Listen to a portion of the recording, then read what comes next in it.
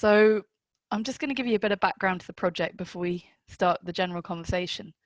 So during the last 15 months, the SCF Gaining Ground team, comprising Tina Hartley, myself, Ilse Strange and Dr. David Heaney, have worked together to bring a series of events, learning journeys and case studies. In fact, one was held up at Bob's in Glachbeg last June in idyllic weather, pretty much like today. The aim of this is really to develop and crystallise some kind of social crofting network. But the overarching aim of the project was to explore the option of green care in a crofting context, really as a diversification for small-scale agriculture in remote and rural communities in Highland and Moray. So in terms of physical outputs, we've now got to put the crofting hub up and running, and it's on social.crofting.org. And many of you might have seen this. And this will be the legacy of the project. And hopefully it will pave a way for a network to exist either face-to-face or online in the future. So on this site, we've now collected fact sheets and links which have arisen from the input from the network meetings and from the needs of those expressed by people who are actually looking to get into social crofting. So soon David Heaney is going to share the findings of his case studies in brief. And I just wanted to point out as well, there is a fuller discussion of these available on our YouTube channel, Scottish Crofting Federation YouTube channel. As a project team, we're hoping to discuss these findings and, of course, any other wants, needs and offers that participants might have going forward. So really at this time, it's clearly a time of new beginnings in many ways. Globally, people are working together to find common ground on an ubiquitous healthcare issue, that of COVID-19. So I think really for this project team, we were trying to sort of see how this fits with the work that we've been doing, and we really think that it underlines the importance of partnership. So we found out at a local level between Highland and Moray that this collaborative way of working has been incredibly useful. And it's also hoped that this pilot project might grow the potential for further projects and practical activity in other areas. We've had some great communication with people within the network. One recent comment struck me that the need for social crofting models is greater than ever before, given the current pandemic. So this does seem to be the case, as we've seen with many of our case studies, that an arena for community care can be very localised, based outdoors, in natural surroundings, and providing a vital link between healthy land and healthy people. So this Zoom is going to run for an hour. We're looking to finish by 7 p.m. So without further ado, I'm going to hand over to David Heaney to kick off the discussion. But we'd really like to hear from you and get any input and conversation going. And if it was all right to go around the room, the digital room, and if I'll start with David because he's on my right, but if everyone would be comfortable introducing themselves and just giving a little background to why they're here and anything you'd like to sort of talk about today, we can then move on once we've had our introductions. So I'm going to hand over to you, David, just now to introduce yourself. Hi, I'm David Heaney. You're going to hear more from me, so I'll not spend too long introducing myself. I've got my own company called Russell Research and Consultancy, and I worked with Scottish Crofting Federation on this project.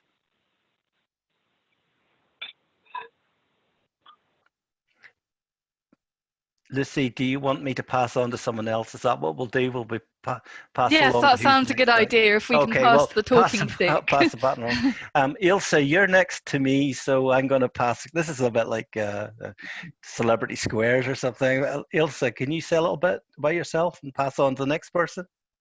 Thank you, David. Yes, I'm Ilse. I'm working with Lucy and David for the Gaining Ground project, and I have met some of you at events. Hello, Brian. Hello, Bex. Hello, Lorna. It's lovely to see you all. Hi, Bob. It's just really lovely to see you all. Thank you for joining us. Can I ask Patrick to introduce himself? Okay, so I'm Patrick Krauser. I'm the Chief XE of the Scottish Crofting Federation. I've not been as involved in this project as I would like to have been. I say that just because it's of a particular interest to me. I really like the whole idea of social crofting. It just sits right. It completes a picture of crofting to me.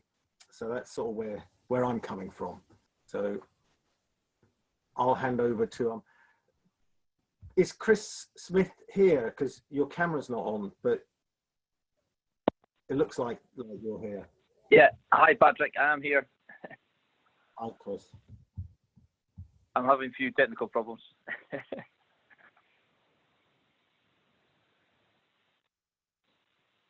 Can you hear me okay? Yeah, we can hear you, Chris. Yes, do you we want can to give hear an you. intro to yourself? Yeah, of course. Yeah, I'm Chris Smith from, we are now Marsh Commercial as of Monday, just the other day. We were previously Gelcarp Thompson.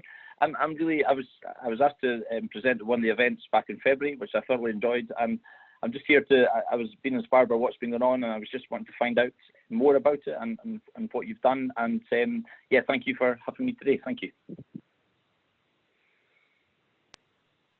Okay, Chris, do you want to hand on to the next person? Can you see the next person? Yes, I can. Can I pass on to Bob Buell, please?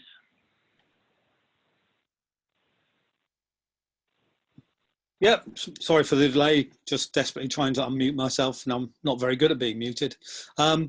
Okay, well, yeah, nice to see you all again. I'm Bob Bull. My wife and I, who may come and join us in a little while, run Gluttbeg Croft, as we called ourselves originally, Education Centre, but now because NHS gets a bit confused about the word education, so we tend to just call ourselves the Gluttbeg Croft Centre.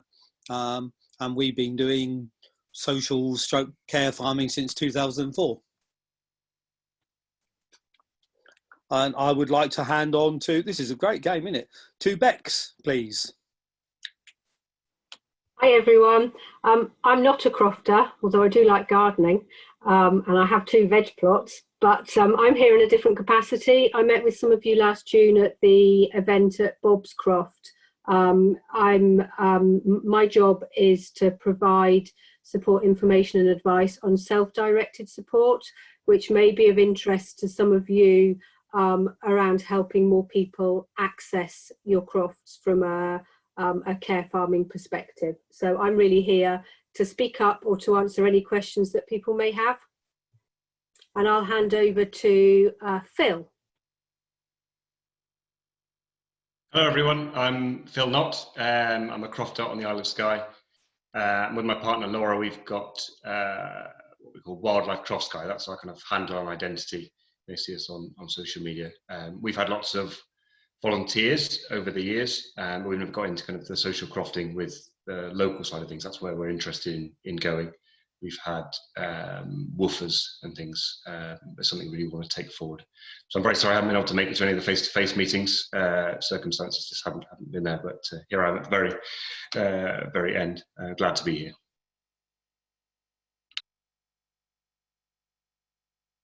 Phil, would you like to hand over to someone? Thank you. Is that Lorna? I can see Lorna. Hi, thank you. I'm Lorna Murray. I'm based in Inverurie in Aberdeenshire.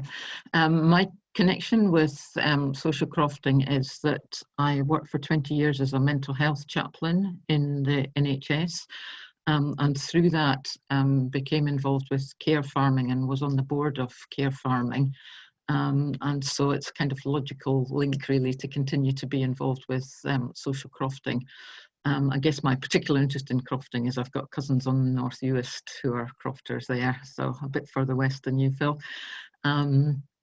And my reason for wanting to stay involved really is that Lucy hinted about partnerships and the importance of partnerships. I can definitely see where local churches could be involved in terms of perhaps the provision of volunteers or a church hall for people to meet in after their day at the croft or whatever. So I think it's really important that churches are involved and know what's going on in terms of social crofting. And I'll see who I can find who's not. Brian, have we heard from Brian? Don't think so. Am I right, Brian? No, I don't think you have heard from me yet. Hi, I've just realised that it gets progressively harder to work out who has spoken and who hasn't, but I've already teed somebody up. So that's good. Brian Cameron, Elkies Estates. Our agenda with the social crofting is really to do with the fact that engaging the community and the local community at all levels has been part of our marketing since day one. And in terms of what we produce, how we sell it, and who we sell it to. And we believe that, you know, so 0 food miles and keeping a nice tight community around the farm just helps do the right thing for our business and for the people around us. We hosted one of the events as well. I don't know how many of you came, but I think most of you did. Yeah, I was there. I remember well. Thank you. You were Ryan. indeed. That was a lovely sunny day as well. Darragh Croft, you nearly dodged out then, so I'm going to pass the baton over to you next. Hi, so I'm Hugh. I'm one half of Darragh Croft, or Darragh Social Croft as we are now. We're based near Strontian on the Ardnamurchan Peninsula, where we've lived for the last 3 years. My wife Sarah, I think some of you might have met. She led one of the workshops on risk assessment and safeguarding.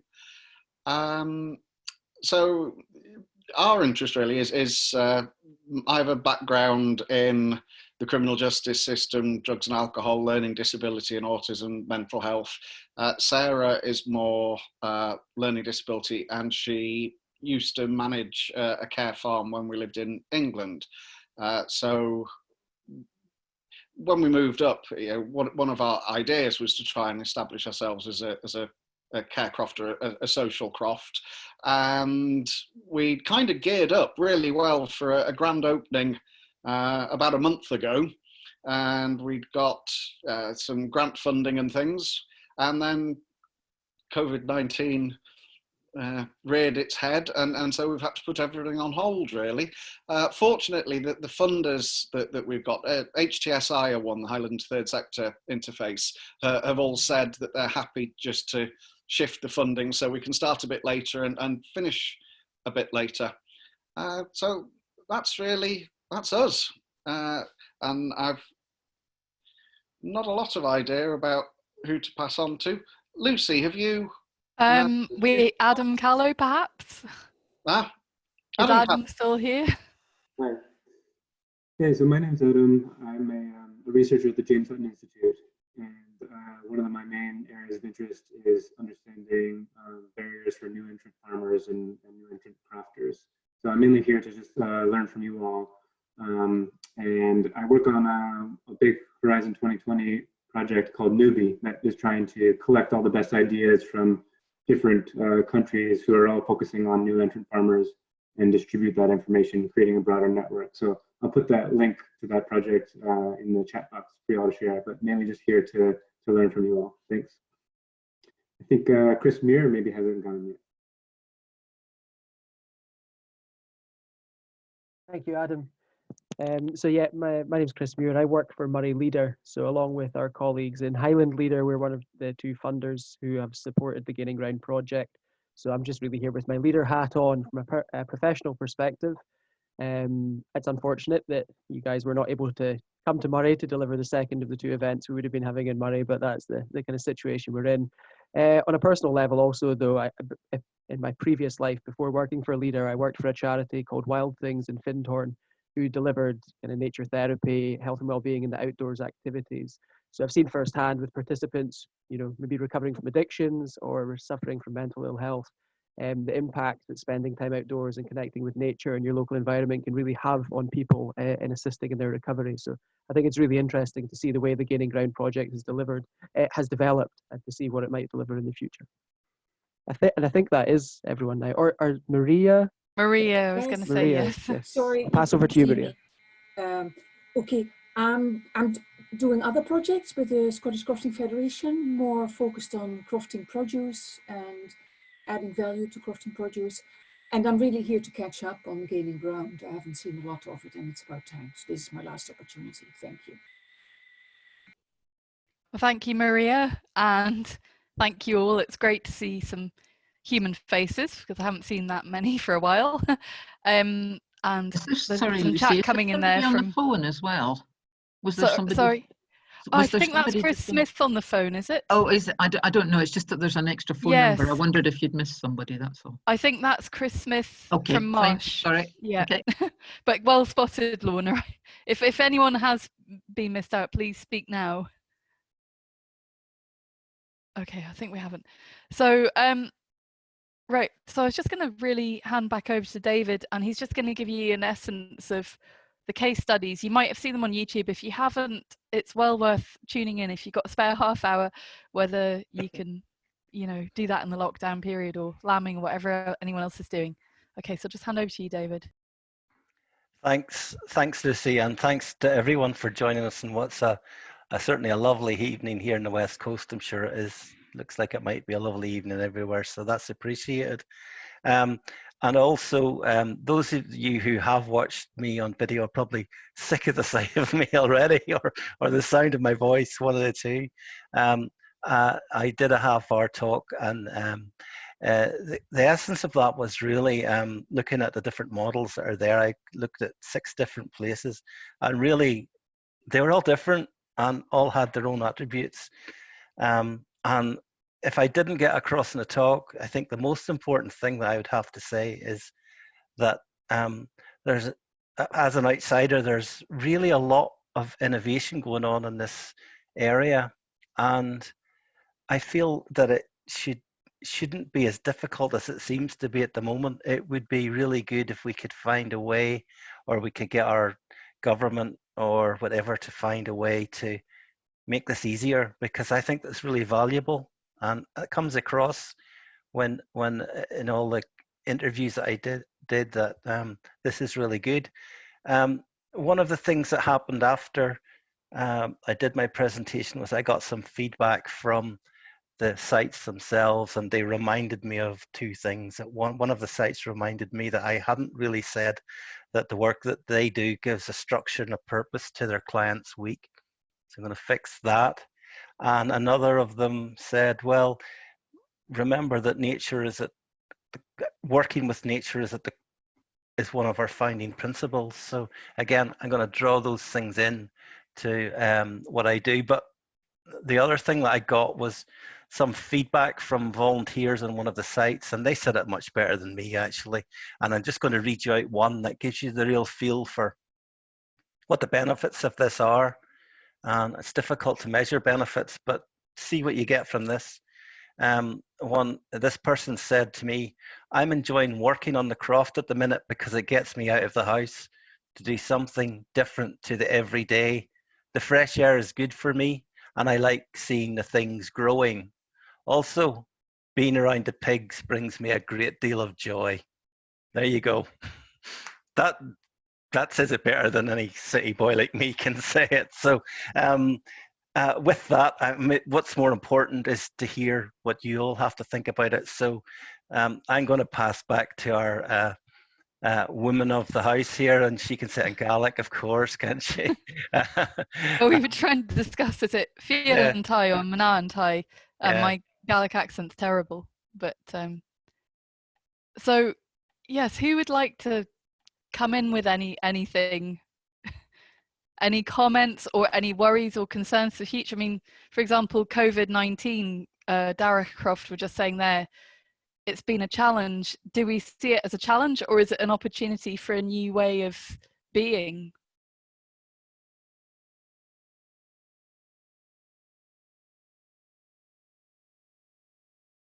I think one of my sort of recent thoughts or concerns or things that I've noticed is we were looking at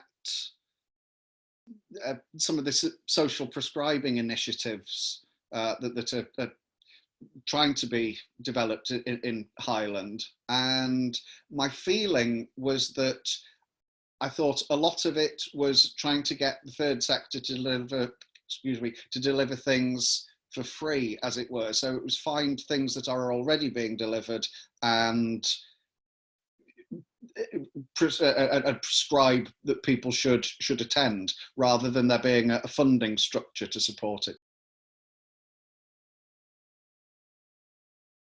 That's a point that was raised with one of David's case studies, in fact, sort of think in relevance to the land managers option scheme that used to be run by the Department of Agriculture, do you want to say a bit more about what you found in your case study about payments to crofters? Yeah, that, I mean, it definitely seemed to me in the places that I looked at, if you were in a social care kind of background, moving into delivering therapy or whatever you might call it, or education on a croft or on a piece of land or in a garden, whatever, that was easier than moving from the croft towards the social care. And one of our participant sites had real difficulty with winning contracts, and the middle managers involved were saying, well, can you make this cost neutral? And of course, you just can't.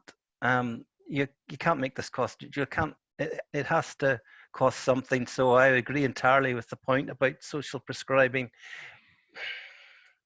I've yet to see that social prescribing kind of sustained in the way that I'd sort of hoped that would. It's a fantastic idea, and it's one that maybe others know of it working elsewhere, but I've yet to have seen it really kind of embed itself into everyday practice. And it's this issue about trying to get things for free is a real problem in this whole area, as far as I can see, and it's something that we need to work at. Lots of questions here, Lucy.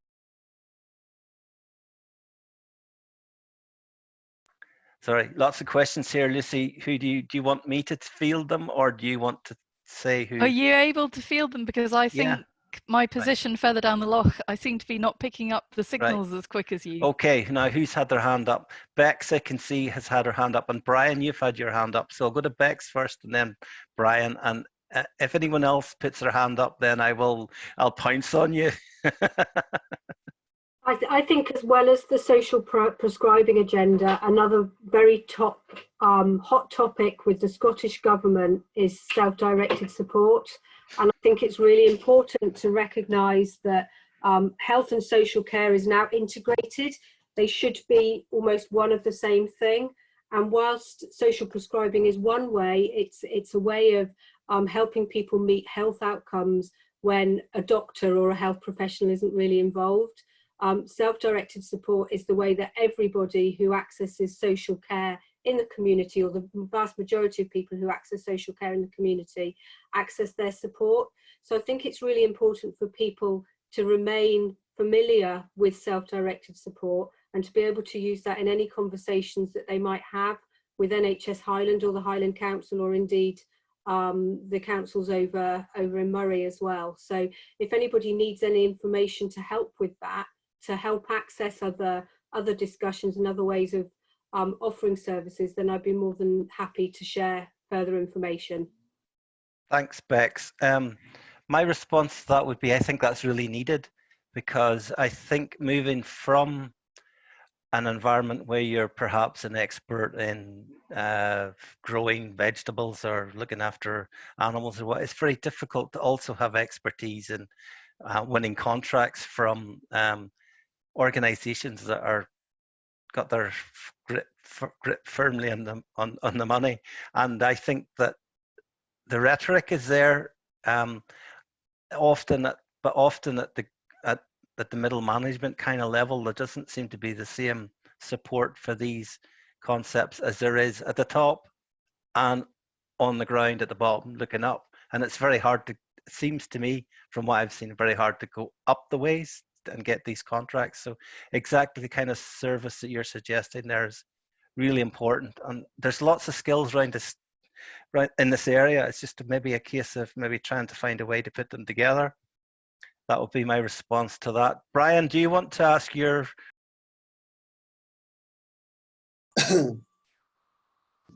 Yeah, just picking up, I was going to mention something and then Bex almost said exactly the same thing, but a slightly different spin on it. And, and I was going to say that, social inclusion is also for the healthy as well as the potentially unhealthy, because,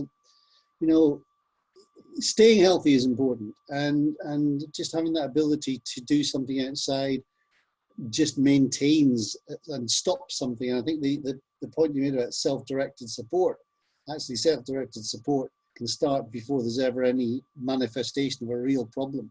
And I think that therefore is also worth, you know, paying some cognition to. And the other point I was going to make was the difficulty. Lucy mentioned COVID-19 and the difficulty that brings in terms of adding another layer of effort or cost or just hassle in terms of opening your doors to people, because of social distancing, because of the hygiene factors, because it's just not easy. And there are some responses being considered. Leaf, the Open Farm Sunday people, are doing an online version. I have no idea how that's going to work. We're signed up to do that. We have some schemes. Before the lockdown, we were doing some remote working with a school in Oldham, near Manchester, where we would do this sort of conference call from the farm, some part of the farm, into their classrooms. We might just have to be more imaginative about finding solutions, but what COVID-19 brings is another set of challenges. And even with a following wind, it's going to be a long time before we get clear of it. And that was the 2 points I was going to make in response to what was said. Yeah, I would agree with both those points, Brian. And I think one of the things I really learned was that we shouldn't discount people doing things by themselves and wait for the state to do them for us, I think, because we might be waiting a while at the moment. And I've seen lots of people that have really, both on the supplier side, as it were, the crofting side, but also just the public themselves, or people just like whoever, actually getting around those difficulties. The benefit system doesn't help, because moving back into work can be problematic for many people. And I've got these quotes here from people that I'm going to share with you all. When I get the final, it'll be in the final report, which will be ready at the end of the month. That'll have more detail about each of the case study sites without revealing them, but also give the user perspective, as it were. I think there's real value that people have got, but not necessarily from getting what you might say traditional employment. And I think I think at this point, that might be the thing that we can do first when we start to come out of social distancing. Although, as Brian says, it might be a while before you feel comfortable about letting people on your farm again, or your small holding, or your croft.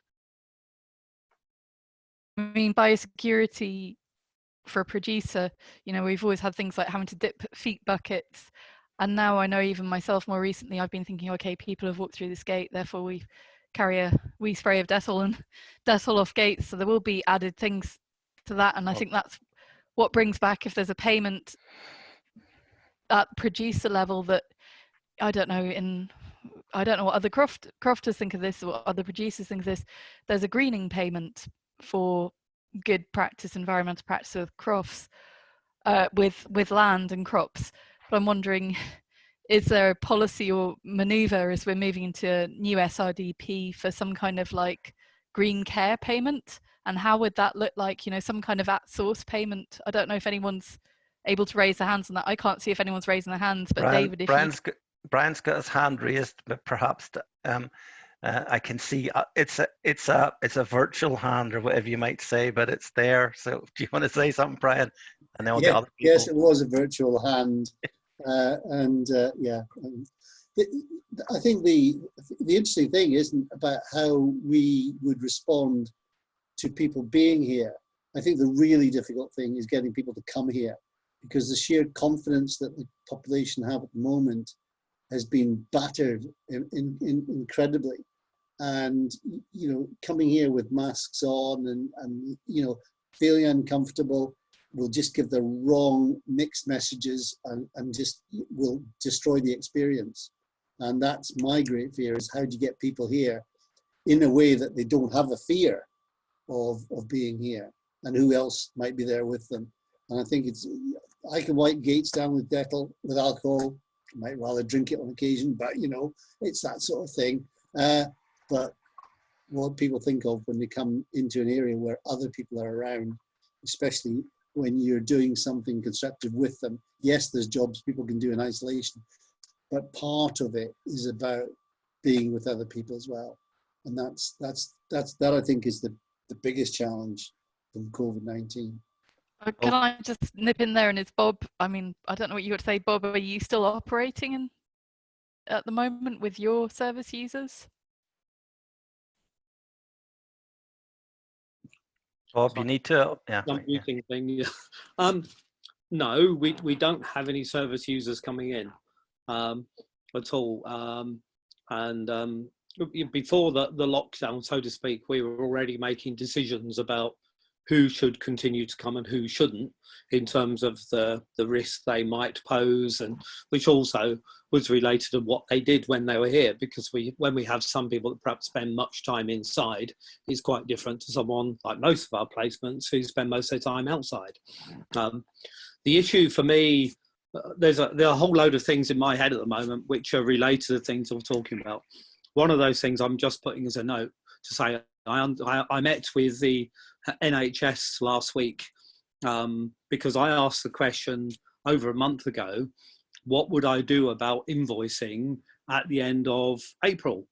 And of course, you know, there wasn't a response about what I should do, because am I invoicing as normal for normal placements or what? And the way it seems to be at the moment is that they're now speaking to their legal department, because the suggestion is that though we're continuing to support people remotely and actually putting a lot of time into that, because most of the staff are furloughed, then they couldn't pay for any of the work we've done because that would be double funding. So that's a bit of nonsense I'm dealing with at the moment. One related to that question, though, the question for me is, when do people start coming back on placements and who decides? Now, in a sense, nobody told us that people should stop coming on placements, but it was quite clear when the announcement was made that people should not make unnecessary journeys, that we would have to close all of our placements at that point. It's not quite so clear how we will restart and who that will be with and who will make that decision. Because we have a list of people that we think would be ready to, if you like, be the first wave of people that can return. And that's largely due to their ability to understand regulations that there will be, advice, and also the nature of what they do. And also to a large extent, the difficulties we know they're having while they're under lockdown. But what I don't know, and I'm asking the question, is, well, who's going to tell us? You know, can we make that decision ourselves? Because I'm sure Boris Johnson or Nicola Sturgeon's not going to be on television and say, any adults who attend social farms and care farms can now return. I'm sure that's not the kind of announcement that's going to be made. And I'm concerned that that looking at the possible sequence of if you like, of industries and businesses that will be allowed to restart, you know, there's not something that would easily fit into a context such as ourselves. So that's a particular concern I have at the moment. The other thing which I was just putting in a note is, and Bex would probably in a better position to explain the detail of this, but one of the things that's come up with my meeting with is Arlene Johnston, who I think is in charge of the adults with learning difficulties. She's telling me that every adult is on self-directed support. You know, it applies to everyone. So whether I'm sending the bills to the NHS or individuals, it's about the way they manage their self-directed support rather than they've got it or they haven't got it. Which actually throws up another issue as well, because what I've got is people who would normally be on their placements, whom I would send the invoice to directly, so they manage their own self-directed support, have all said they want to continue paying for their placements in the way they did that before. Whereas those that are going to the NHS are saying, no, we're not going to do that. But although they're suggesting they might have done that, had I not furloughed the staff? Yeah, I think, Bob, this is a really interesting and difficult, interesting is not the right word, really difficult situation. And I can see there's a few hands up. What I'm gonna do is I'm gonna get other comments on this, and then we can maybe start to address what you've said. Now, Derek Croft have had their hands up for a while, so I'm going to go to them first, and then I'm going to go to Bex after that. I can't see the people who are not pictured, so I'll get to any of them in a moment if they want to speak. But Derek Croft, you go ahead. Oh, thank you. Yeah, it was really, sorry I missed the beginning of it, folks, as well. But just listening in then, there was 2 points really. One was about, I picked up on the self-directed support that you were saying just then, and that's absolutely true. From social work background, everyone is on self-directed support, but it is down to them whether they manage it or whether they have a support manager, which is effectively NHS or local authority. So it's going to be really interesting, I think. Like you've obviously seen already, how the funding, although it's self-directed support, is potentially disappearing or moving or being managed differently. So that's going to be really interesting to watch. And the other thing with self-directed support is that we've been wondering actually here at the Croft is to whether to register as a care provider. I don't know whether you're registered as a care provider or as a education centre. But if we were registered as a care provider, which is wholly possible, a lot of paperwork and a bit of cost, but wholly possible, then we could be funded by self-directed support by People's Choices. We could be funded potentially by local authorities and NHS via the care route, because at the moment people use their support to have their personal assistant. And if they have a personal assistant to maybe who needs to bring them to the Croft, help them get here and support them while they're here, they won't have other funding. They won't double fund for them to come here as a placement.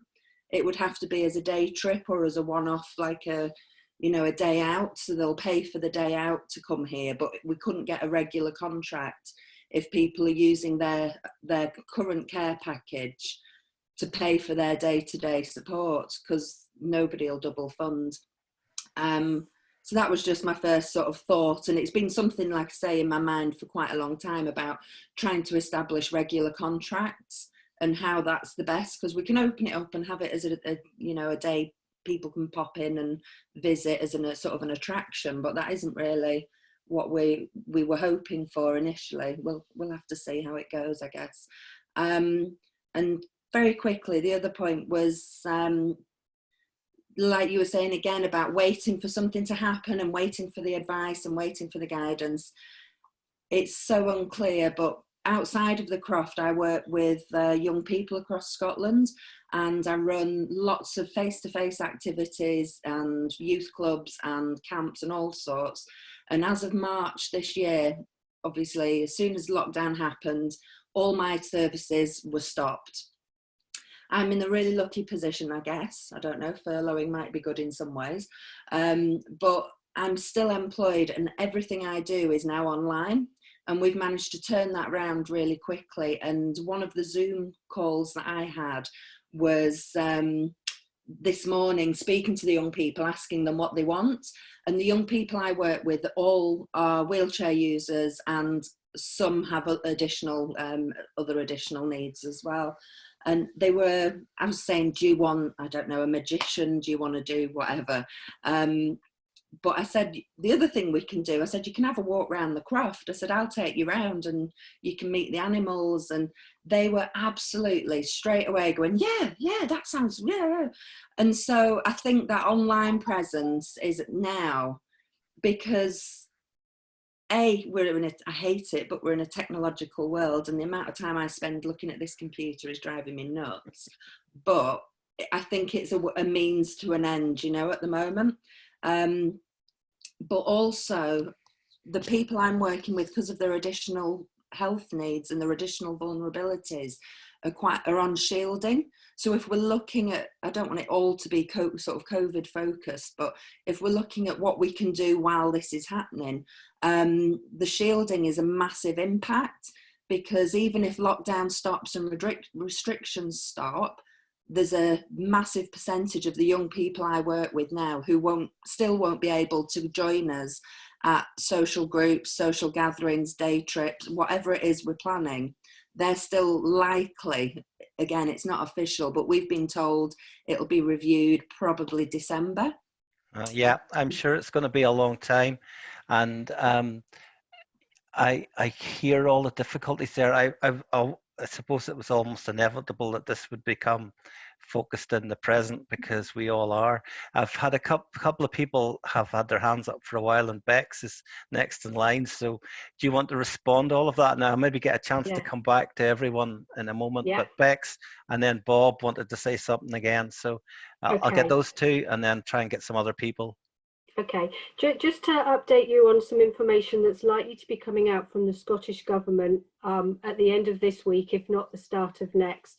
And that's some guidance around how SDS budgets during the current situation should not be stopped, and people should absolutely still be getting their direct payment if that's the option that they choose, or their option 2 payment, or their option 3 payment to the person providing the support. So those monies should still be continuing, they shouldn't be stopping.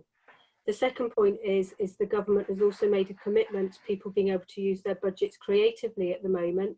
So for example, if you have somebody that usually comes to your croft but can't at the moment, but you're spending some time with them online, maybe taking them on a tour around the croft as the people at Darragh were just explaining, then absolutely you should be able to be paid for that. So that's the second point. So really there's some security there from the government, and as soon as that guidance comes out, I would be more than happy to share that with Ailsa for sharing on with everybody else, just so that you've got those questions and answers to hand. The third point is around the understanding of who is eligible for self-directed support and who isn't. And absolutely, most people who access their social care in the community will access through self-directed support. Now, that's absolutely right. The groups of people that don't access social care through self-directed support are people who might be on a treatment order because they have a history of substance misuse, or because they're part of the criminal justice system. And because of the very nature of having an order placed on them, then it removes some of that autonomy, and therefore self-directed support isn't necessarily appropriate for all of their care. But everybody else, absolutely, their support is delivered through self-directed support. Thanks, Bex. I hope that addresses some of the issues. Bob, do you want to come back in again on that? Yeah, just briefly. Sorry, I've forgotten your name, from Darragh Croft. We're not registered as a care provider, and we're very, if you like, strict about the fact we don't provide care, because that takes us into a whole different world. And I certainly would also advise you that I know one or two that have decided they should register as being a care provider, and the process of starting that has meant they've had to stop doing all the things they're doing at present. So they've actually had to stop doing everything. We still have, we're not a care provider, but we still have 7 adults attending under self-directed support on placements. So what you're suggesting can't work, does work for us. Thanks, Bob. Okay, I'm gonna just check. There's 3 or 4 people that I can't see. Do any of them want to contribute anything at this point? Don't feel obliged, but if you do, speak now. Chris, are you going to speak? You've gone off mute. No, maybe not. We can't hear you there. Well, no, there we I'm go. okay just now, thank you. No, I'm okay. I mean, the only thing I was going to say was, I mean, from an insurance point of view, and I'm not one to deviate too, from point of view, but obviously there's been lots in the press about insurance policies and all the rest of it as well, and certainly the guidelines that we're receiving as anything related to COVID-19. So when somebody's coming onto your croft or onto an area, and they could basically say, well, they caught COVID-19 from your croft, etc. I mean, it could open a huge amount of doors if they can prove it was yours. Now, again, is that ever going to be possible? I just don't know. But I'd be very, very careful about it's obviously such a blame culture nowadays. And I would just be very careful about opening too soon and if it was then identified that it was where you were able to, where somebody caught or was responsible for catching COVID on your area, then it could open up a whole can of worms. So I would just be very, very careful. Thanks, Chris. Now Brian's got his hands raised, but what I'd like to do before I go to Brian is give the people that I can see. There's about three or four of you that I can see. That is there any of you that would like to say anything at this point? If not, don't worry.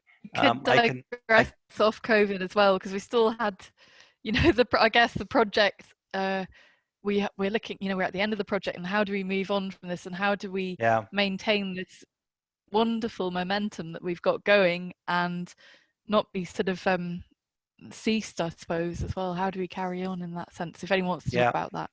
There's Chris, you going to say something about that?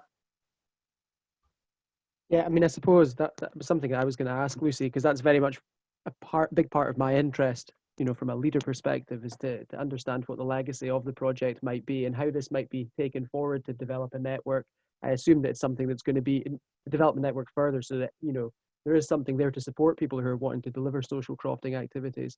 It's something that's probably going to need funding.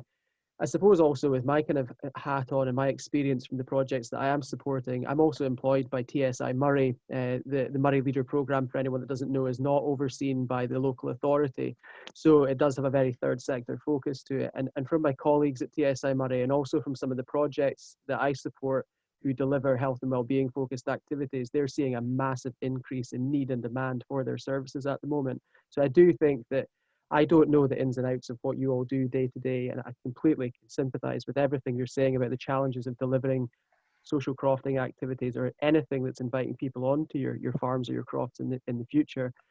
But there probably is going to be a huge need for people to access those kind of services. So I think that the kind of ideas about delivering things digitally, again, I know a couple of projects who have transitioned into doing that and are doing so very successfully. If there was a way that Gaining Ground can then support people to do that somehow, maybe that there is an opportunity there. Because I think it's a terrible situation we're in, but then there is an opportunity for people who are providing these kind of services, because there is going to be a real need for them.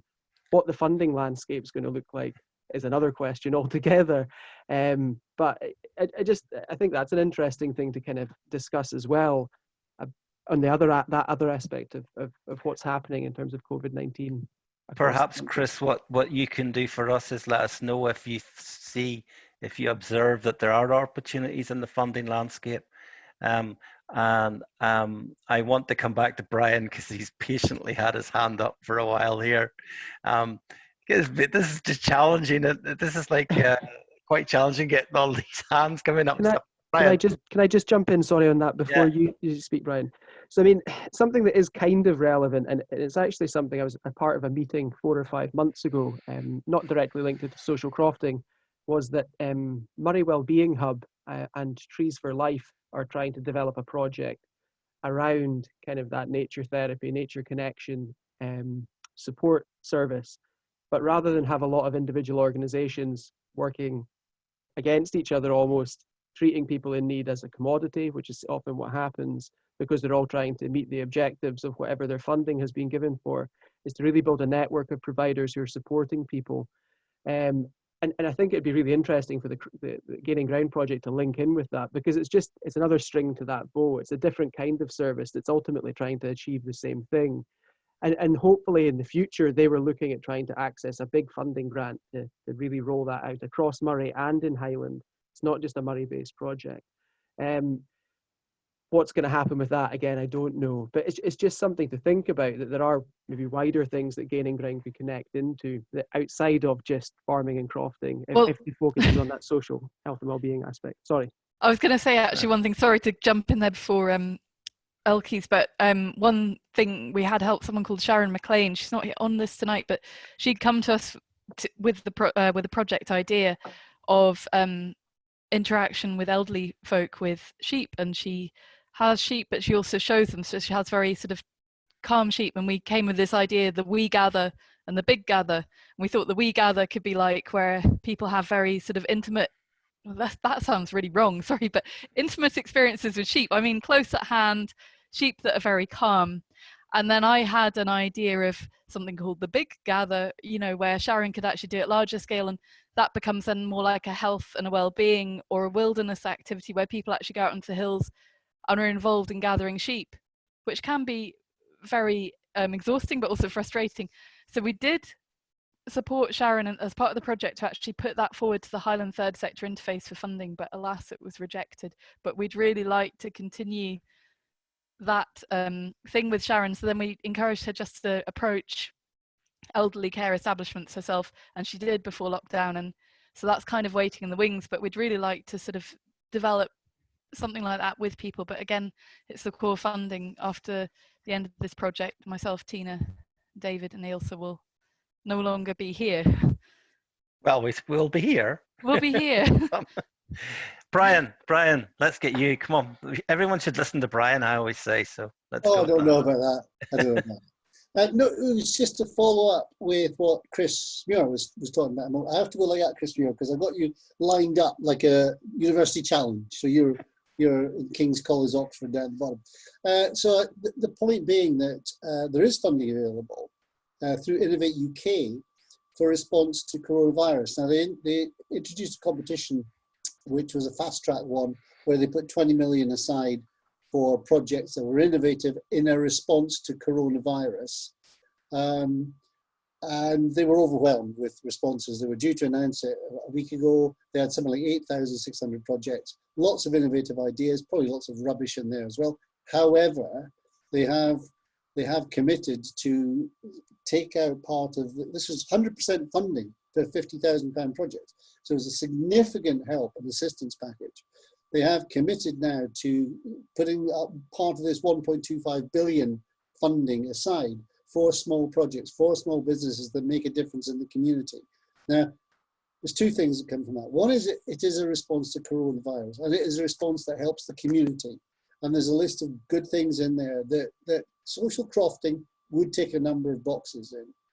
What we need to find is the innovative solution to, as Chris put it, the needs and demands that are being faced at the moment.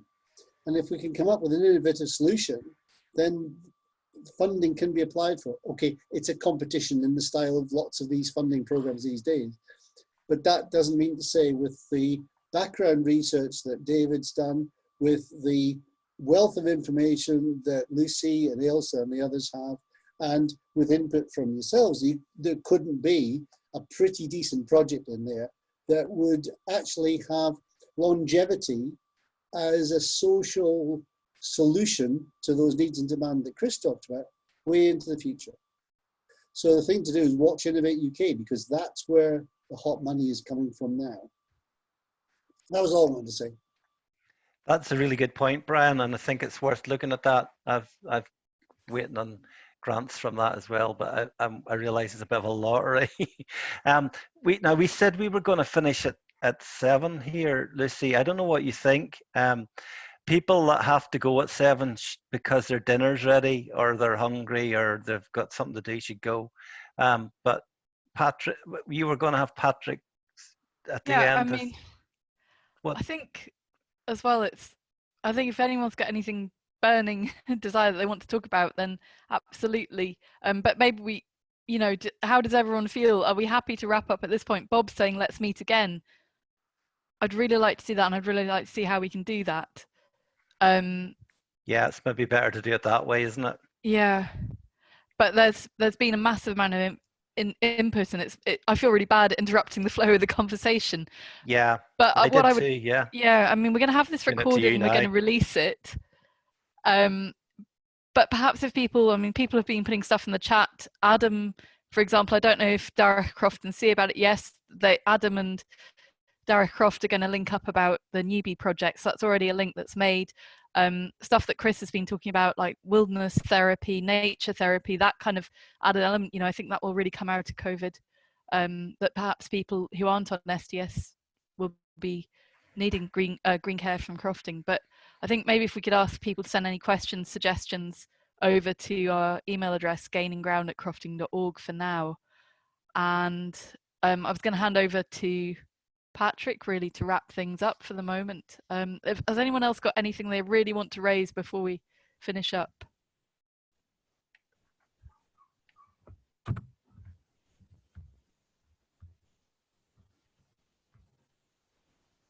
Okay. I was going to say that I think it's probably a good time to finish now. I mean, what struck me, Lucy, was that you said that after, you know, that the project's ended, so you will be here no longer. I mean, this isn't the end of this, is it? This is the end of a short phase of what hopefully is going to grow to be something a lot bigger. I can't see that there would be any reason at all for this network to stop. And certainly SCF's intention would be to keep the hub going anyway, you know, because there's a lot of information there. That was the whole point of this, was to try and gather information together, resources together, so that people that have an interest in this wonderful idea have somewhere to go to find what they need. And just sitting here tonight and listening to you all, there is so much experience in this group, and this group can self-help. You know, that's the whole point of a network.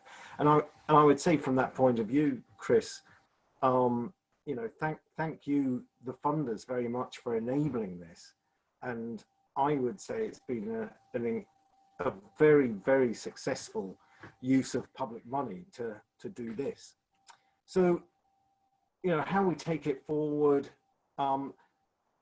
just on this, what we've been doing tonight, I think let's go away and reflect, and certainly do another one of these. And an hour is probably about the sort of time that works well for VCing, because of the concentration that's involved. So if we aim to have another hour after a wee bit, I think that would work really well. On the sort of bigger scale of what SCF's involvement will be, like I say, you know, our intention would be to keep the hub going. As an organization, we can sort of be useful, I think, probably mostly by the fact that we have a long track record, and so funders will recognize us as a lead partner in a funding bid, for example. And our intention is certainly to see if we can find further funding to continue this. And one of our primary reasons for being is that we're a lobbying organization. And I know that our board of directors and our council of advisors are very keen on this work. And so we'll be very committed to SCF supporting it in any way that we can. And part of what that is lobbying the government. And, you know, having the weight of our membership and, you know, again, as I said, a certain credibility, I hope anyway, you know, for the fact that we do things like this. That's the interesting thing, is that doing work like this is part of the circle of what makes an organization like SCF work. You know, that we have a certain amount of lobbying and we have a certain amount of development work. So this is a quick wrap up. I would just like to say thank you all very much for participating in the project. I was watching David's YouTube earlier today, and if you haven't had a chance, I would really recommend that you do watch it. It's a Thank you, great Patrick. summary of what's been happening, and he's put it together so well. Very, very professionally put together, David, I must say. So do try and watch it if you can. Yeah, and Lorna's giving the thumbs up. Do try and watch it. It's well worth watching. So thank you all very much for participating in the project and for coming tonight. And I'm only saying temporarily goodbye, because I'm sure we're all going to be in this for the long run.